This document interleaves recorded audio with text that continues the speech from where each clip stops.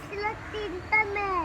বড় মেয়ের নাম চিনি, শিমুল, বতুল, পারুল। রাজা তিন মেয়েকে ডাকলো, বললো, বতুল, মা বতুল, তুমি আমাকে কেমন ভালোবাসো? বতুল বলল, বাবা আমি আপনাকে চিনির মতন ভালোবাসি। রাজা অনেক খুশি হইল। এরপর রাজা বড় মেয়েতে অনেক সোনার মোহর দিল। এরপর মেজো মেয়েতে ডাকলো, মা শিমুল, তুমি আমাকে কেমন ভালোবাসো? শিমুল বলল, বাবা আমি আপনাকে চিনির মতন ভালোবাসি। রাজা আরো খুশি হলো, টাকা পয়সা দিল শিমুলকে। এরপর ছোট মেয়ে পারুলকে ডাকলো, বলল, মা তুমি আমাকে কেমন ভালোবাসো? বাবা আমি আপনাকে যৌবনের মতন ভালোবাসি। এটা শুনে রাজা অনেক রাজি গেল, বলল, এক্ষুনি বনবাসে যাও। পারুল অনেক বেরোছিল, চিতল ভেবে পাচ্ছিল না।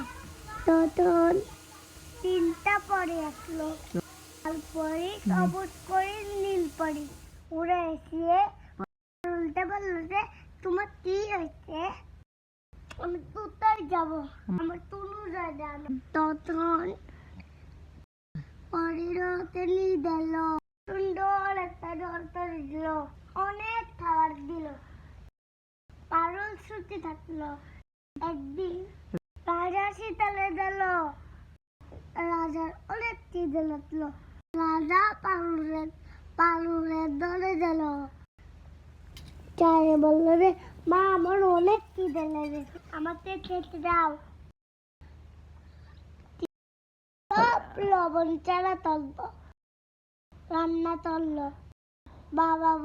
রাজা বলল, দুধ কি রান্না করেছি বলা, একটু লবণ দাও না একটাতেও। তখন পারুল বলল, কেন রাজা আপনি তো লবণ পছন্দ করেন না? আপনার ছোট মেয়ে পারুল আমি লবণের মতন ভালোবাসি বলছিলাম, তাই আপনি আমাকে বের করে দিয়েছে। আমি লবণ ছাড়া রান্না করেছি।